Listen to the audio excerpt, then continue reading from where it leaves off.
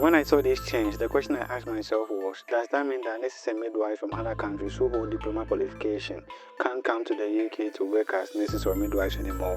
I know you know everything that is happening in the UK so far as immigration rules are concerned. I believe we need to reduce immigration significantly. So as this white paper sets out, every area of the immigration system, work, family and study, will be tightened up so we have more control. If you're an international student, a skilled worker, or somebody planning to move to the UK now or in the future, I'm sure you might be tempted to give up on this dream. But this should be a song. It's already too late. I've already come too far.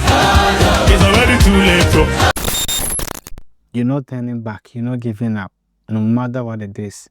If you haven't heard, the UK Prime Minister on the 12th of May 2025 came up with a new plan to reshape who can come to the UK, how long they can stay, the English language needed, and what it takes to become a British citizen.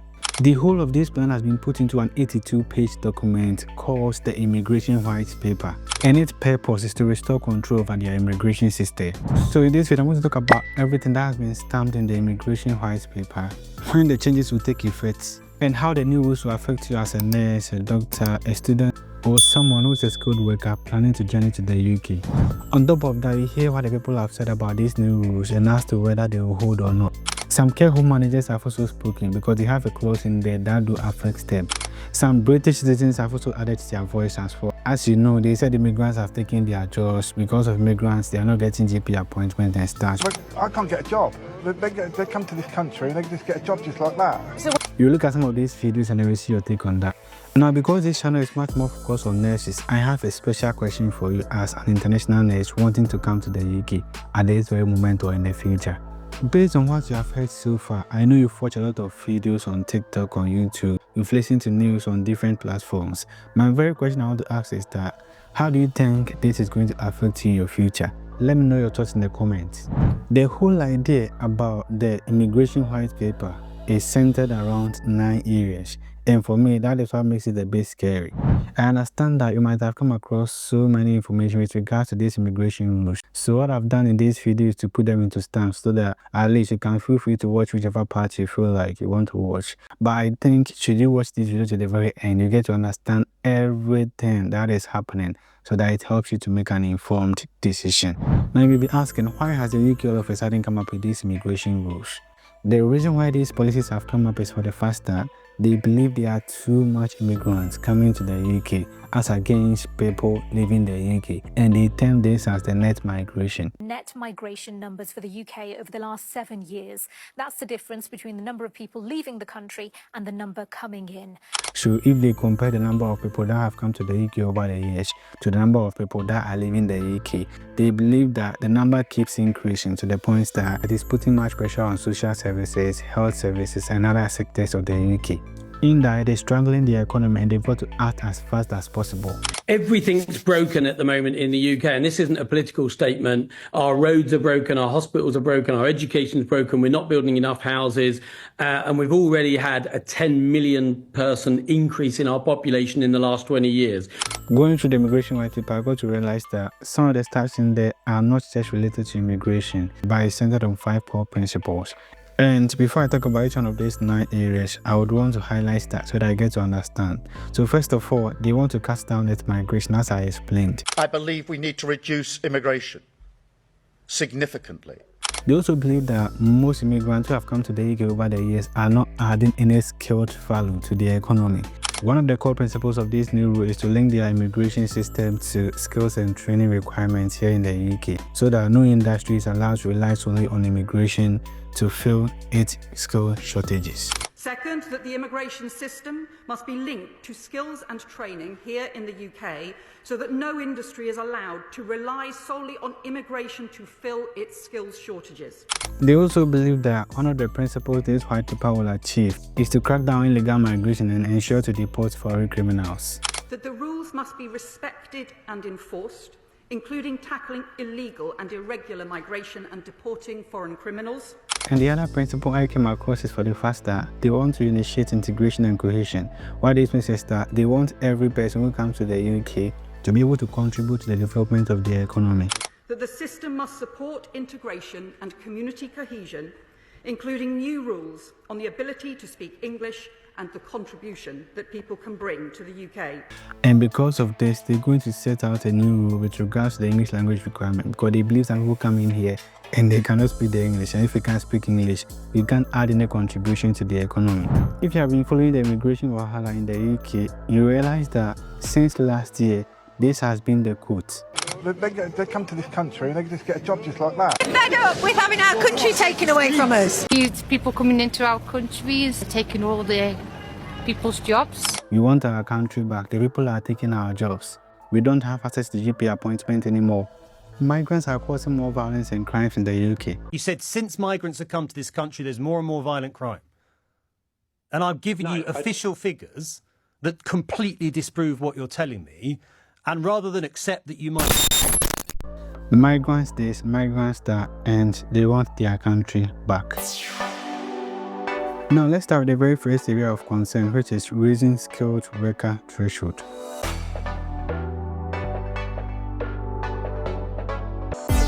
Going through the immigration white paper, they said they're going to leave the level of education for skilled workers, that is anyone coming to the UK to occupy a skilled worker role, to RQF 6 and above. You may be asking, what is RQF? It stands for Regulated Qualification Framework. When I saw this change, the question I asked myself was, does that mean that nurses and midwives from other countries who hold diploma qualification can't come to the UK to work as nurses or midwives anymore? So this permitted me to go and search for what comprises of the level 6 RQF. So according to the UK government's website, if you hold a level 6 qualification, then we are looking at degree apprenticeship, degree with honors, for example, Bachelor of Arts, honors, Bachelor of Science. You're also looking at graduate diploma. These are the qualifications that encompass RQF level 6. All these qualifications are graduate levels, so I'm not sure that if you're a nurse or midwife from other countries with diploma, probably qualifying to apply for a skilled worker visa anyway to the UK, because your category or your qualification falls within that as outlined. The other change that was mentioned in the white paper also has to do with the fact that the salary threshold would rise. It's not been long ago the UK government increased the salary threshold for anyone to acquire a skilled worker visa. The general salary threshold was increased to £38,000 per year. What this means is that for you to be granted a skilled worker visa to come to the UK and work, your employer should be willing to pay you £38,000 per year. That happens to do with the general threshold. But this is going to increase as per the immigration system white paper. But with this threshold, there were some exceptions to some occupations that were found on the immigration salary list, which included people in the health space as well as the education space. Such people had a lesser salary threshold, even though it was increased to £25,000. So this is going to rise as well.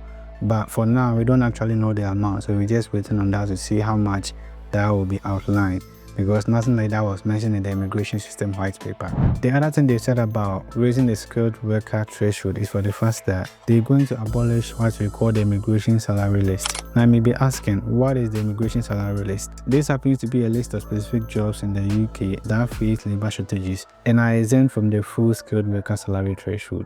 As I explained earlier, there are some occupations in the UK that have been set aside that if the occupation is found on the immigration salary list, your employer would have to pay you a lesser amount of salary within a year for you to be granted a visa. So that is the general concept, and this is going to be abolished. So most of the jobs we see on this list will be going away as per the new immigration rules. In as much as they're going to abolish the immigration salary list, they're going to limit the point-based immigration for occupations that have a long-term shortages. Now, I did a bit of research about the points-based immigration system. When I saw it, I was like, what is it at all? And this is what I found. It says that it is a scoring system where applicants must accumulate a minimum number of points, usually 70 points, to be eligible for a skilled worker visa or other related visa categories. So they went further to tell me how these points are awarded, and it's based on certain requirements you need so far as a visa is concerned. So first of all, if the job you have been given is going to be sponsored by your employer, you'll be given 20 points. If the job falls in the appropriate skill level, you'll be scored 20 points. If they are asking for English language proficiency, that is 10 points. And if your salary is £26,000 or more, you'll be awarded 70 points. And when that score is achieved, it means that you can be awarded a visa, a skilled worker visa, to come to the UK and work. So you realize that if you're applying for some visas to the UK, some of these tasks will be asked. And as for my research, I got to realize liberalize some of the visa routes that are under this system. So what they said was the skilled worker visa for people with a job offer in an eligible skilled role, health and care worker visa, global talent visa, student visa, graduate visa. So these visas operate under the point-based system. And here what they've said is that they're going to limit it. What is this is that they're going to take some of the stats from it. And they believe this is going to help cut down net immigration. And as part of that, what they've said is that this will be operated on a time limit basis. This means that you come to the UK on a certain visa for a specific period, and when the time is due, it's either you go back to your home country or a different thing happens. And they also said they're going to increase the immigration skills charge for the first time since its introduction in 2017. And this is going to be increased by 32% in line with inflation. If you should ask me what the immigration skill charge is, as per my research, it says that the immigration skill charge is a fee that UK employers must pay when sponsoring a foreign worker under the skilled worker or senior or specialist worker visa routes. It was introduced in 2017 and it aims to encourage employers to invest in training and upscaling the domestic workforce by making it more costly to rely on overseas labor. So yeah, they're going to increase this, and when it is increased, it means that employers will no more be interested in recruiting from overseas because it will be quite expensive for them. Basically, these are some of the ways the UK wants to cut down this migration. Now let's talk about adult social care.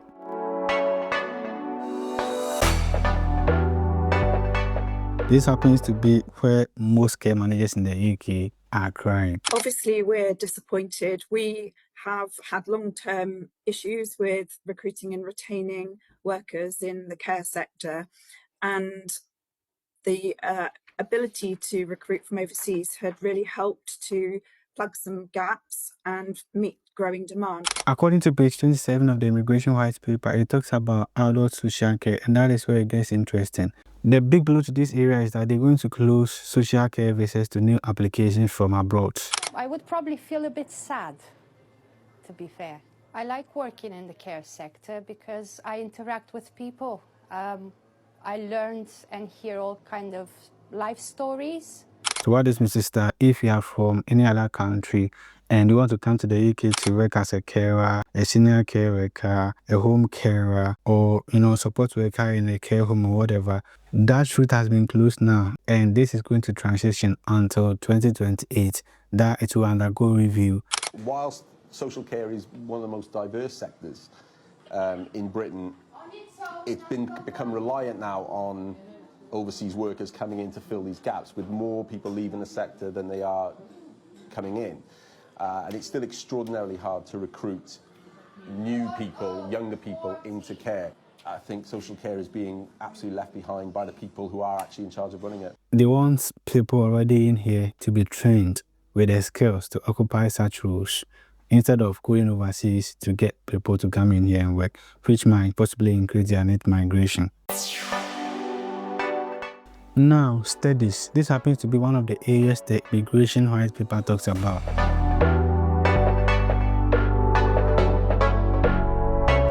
And here it focuses on international students. So if you are someone who wants to come to the UK to pursue undergraduate or postgraduate qualification, probably I think this is for you. I believe that this is going to affect most students in so many ways, and people might lose interest coming to the UK to study. Let's look at what the Immigration White Paper has said about studies.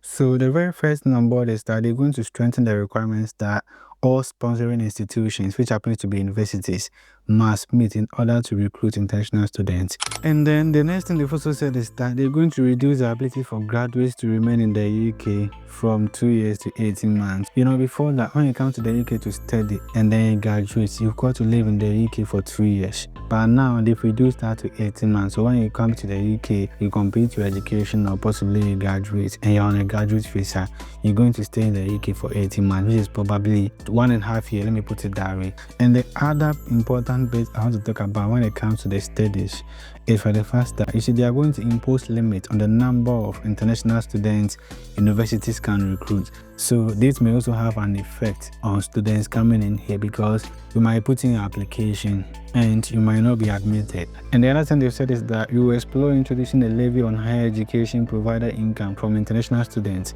to be reinvested into skills. This means that the UK government is considering a new charge or tax on universities based on the money they earn from international tuition fees. The money will then be collected and it will be reinvested into the UK workforce training and skills building. And the question I'm asking is that how is this going to affect the universities and how is this going to affect the international students? What came to mind is that if that is the case, then I don't think the universities will be willing to pay that amount. What is will mean is that if you're an international student and you want to come to the UK to study in one of their universities, you're going to pay a higher tuition fee as compared to what it is now, because the university wouldn't want to bear that cost. They'll add that new charge to your tuition fee, which might possibly increase it. It's going to really affect international students other than the universities. The next policy I'm going to talk about is the English language requirements.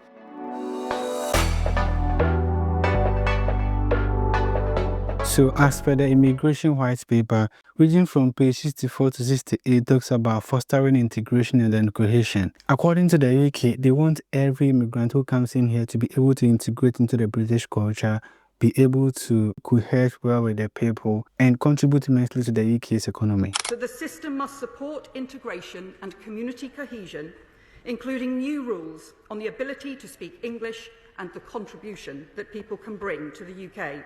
And as part of this, if you should read section 2.3 now of the white paper, it says that to be able to navigate life in the UK and integrate into UK society, those coming to the UK need to be familiar with UK culture, law and customs. They need to understand their rights and legal status to ensure that they are not exploited and can access the right support or access the services they may need.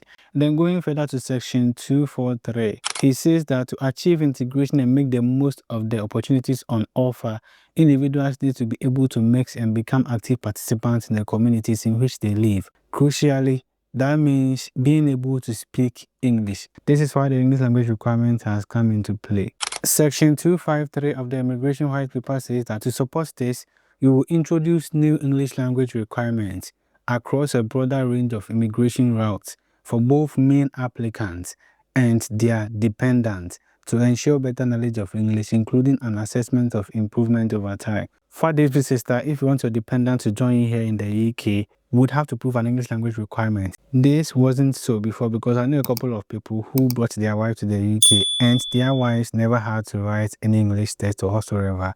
But now the new policy has said something different. It's also been said in the Immigration White Paper that an English language requirement will be increased for skilled workers and any other work visa where English language was a requirement from B1 to B2.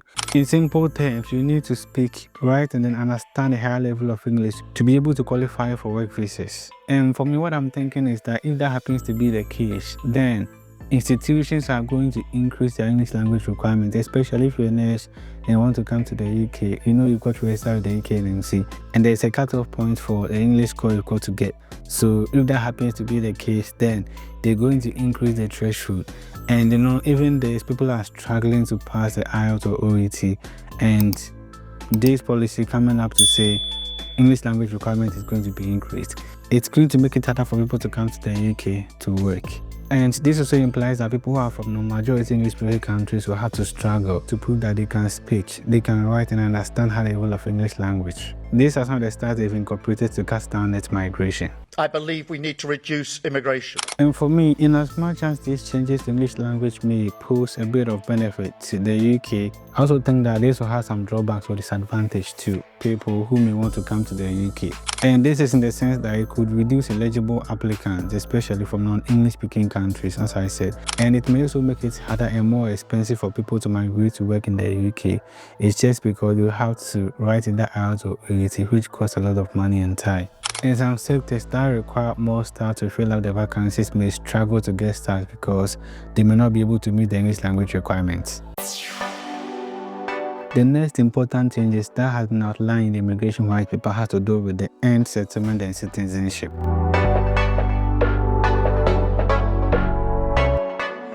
I know it's every immigrant's dream to become a British citizen, and to become one, you've got to apply for your indefinite leave to remain. And before the inception of these new rules, people on skilled worker visa should have lived in the UK for 5 years continuously before they can apply for their indefinite leave to remain. But these changes should be coming to an end based on the new immigration rules. The first thing they're considering is that they're going to change the criteria for getting settlement in the UK, which is indefinite leave to remain. And as per the new immigration rules, you're going to stay in the UK for 10 years with long-term contribution to the UK's economy before you be granted the permission to stay in here permanently. The time it takes to acquire settled status extended from 5 years to 10. Instead of just considering the time as it used to be before that, you've got to live in the UK continuously for 5 years. In as much as the years may count, now it is going to be based on the person's long-term contribution to the UK. Instead of spending 5 years in the UK on a work visa, meeting the salary threshold, passing an English test and out of the life in the UK test, now you may need to earn a lot of points to signify a positive impact on the UK's economy. So here, you've got to have a higher income, you've got to be working in a critical sector, which might include healthcare or engineering and whatsoever. You've got to have good records that you have not had any benefit claims or no offenses. You've got to contribute to the community or public services and have a higher standard of English language. You know, the indefinite leave to remain is a very important thing for most immigrants because, you know, it leads you to getting your British citizenship. It gives you the freedom from visa renewals, that you don't have to be renewing your visa. It gives you access to benefits, and as a matter of fact, it gives you the pathway to getting your UK passport. I think this initiative is going to make it much more difficult for people to qualify for indefinite leave to remain. And if you don't qualify for that, it will be very difficult to get a British citizenship. And I believe that there are some people who have lived in the UK for 5 years, and within the shortest possible time, they will be due to apply for the indefinite leave to remain. And here comes this new rule. But the question is, when is it going to be implemented? Is it happening now? Is it happening tomorrow? Is it happening some years after? I came across a video where the host asked an important question, and it's for the fact that when is these new changes going to be implemented? When will these white paper recommendations actually come into effect? The significant change in the way that you get indefinite leave to remain, the change from 5 to 10 years for qualification, you have to be here, you're going to have to be here for a lot longer. We're being told that that is going to be out for consultation, so we don't have a date for that one, which I'm sure will impact a lot of people. The response that came meant that this policy has to undergo consultation and a legislative reform. So probably, I don't think this is going to be implemented this year. And as a matter of fact, I think they are looking forward to come up with policies and stuff by the end of the year. What they've said is that if you're a non-UK citizen and you are married to a British citizen, or you are in a relationship with a British citizen, you can still apply for a settlement or indefinitely to remain after 5 years. They still holds. But the condition is that you might have followed all the visa rules. And also, the immigration white paper outlines that victims of domestic violence or abuse will still have the right to apply for indefinite leave to remain or settlement even if their relationship breaks down.